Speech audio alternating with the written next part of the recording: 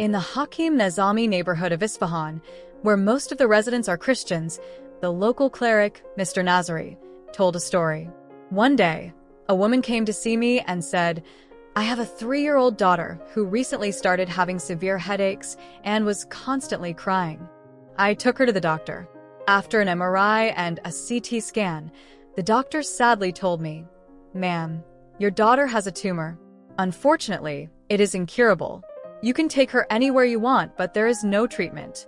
The only thing you can do is relieve her pain with medication, even strong painkillers like morphine if necessary.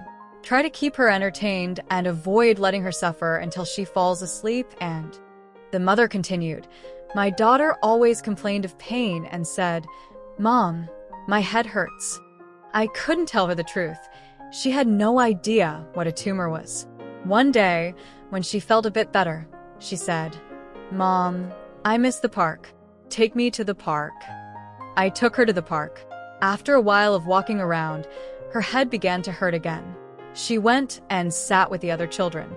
A few minutes later, she came back to me crying and said, 'Mom, do you not love me?'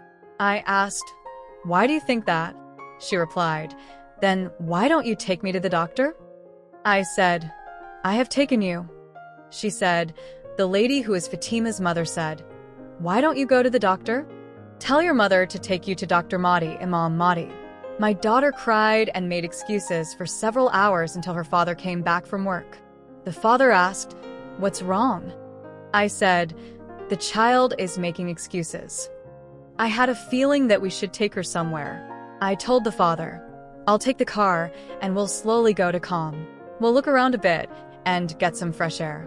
We'll tell the girl we're going to see Dr. Mahdi. That way, she'll be happy and we'll have something to tell her friends when we get back.' The doctor said not to let her suffer. The next day, we set out and arrived at the Jamkaran Mosque. When we tried to enter, the mosque caretaker stopped us and said, 'Ma'am, you need to wear a headscarf.' I replied, 'I'm a Christian.' The caretaker said, 'Even worse, Christians are not allowed to enter.' I was heartbroken. I looked at my daughter and said, 'We've come all this way, and this is what we get. How humiliating.' I told her, 'I'll spread the rug at the mosque door.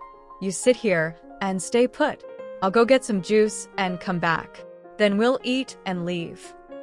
I went, and when I returned, I saw my daughter standing facing the Qibla with a headscarf on her head. I asked, 'What happened? Where did this headscarf come from?' My daughter said, 'Mom, the doctor I was talking about came out of the mosque himself.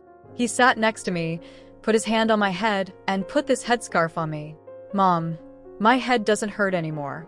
He said to tell your mother that we love all people.' When we got home, we saw she no longer had any pain.